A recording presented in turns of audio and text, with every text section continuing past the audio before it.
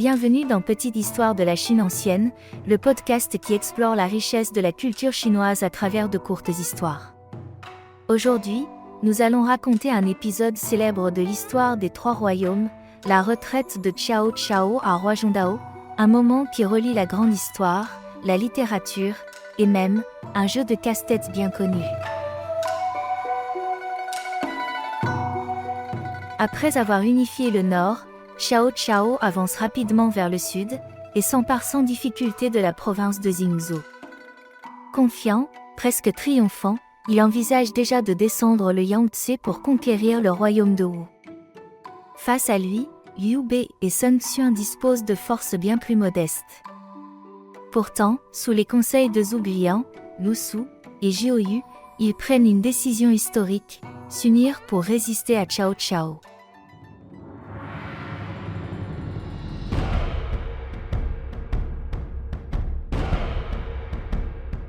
Cao Cao, sûr de sa puissance, installe une gigantesque flotte sur le fleuve. Mais son armée venue du nord est affaiblie par les maladies et le climat humide. Les stratèges alliés saisissent alors l'occasion. Lors de la bataille de Shebi, ils utilisent le feu attisé par un vent favorable pour incendier la flotte enchaînée de Cao Cao. C'est une catastrophe totale. Cao Cao n'a d'autre choix que de retirer ses troupes, décimées, vers le nord. Pour sa retraite, Cao Cao choisit un chemin étroit et dangereux, Huazhongdao, un passage plein de marécages. L'armée s'y enfonce lentement, la boue menace d'avaler chevaux et soldats. Cao Cao ordonne alors à ses soldats les plus faibles de couper de l'herbe et de la jeter sur le sol pour stabiliser la route.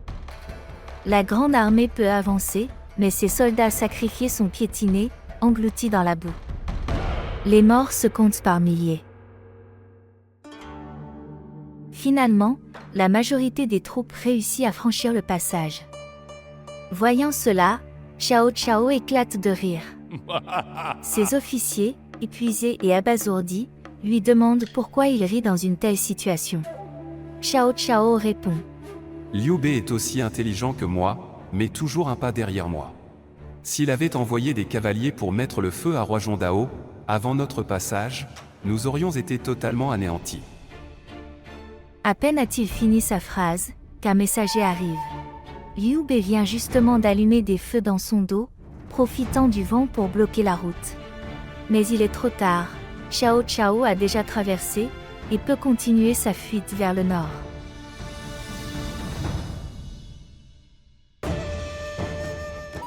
Dans le roman des Trois Royaumes, la scène est encore plus dramatique. Au lieu du feu de Liu Bei, ce sont les troupes embusquées de Guan Yu qui apparaissent soudainement pour barrer la route à Cao Cao. Mais Guan Yu se souvient que Cao Cao l'avait autrefois traité avec générosité. Il se trouve alors déchiré entre loyauté et gratitude. Finalement, il décide de laisser passer Cao Cao, acte qui devient l'un des symboles les plus célèbres de son sens de la justice. C'est aussi l'une des raisons pour lesquelles Guan Yu deviendra plus tard une figure sacrée, vénérée comme un dieu protecteur dans la culture chinoise.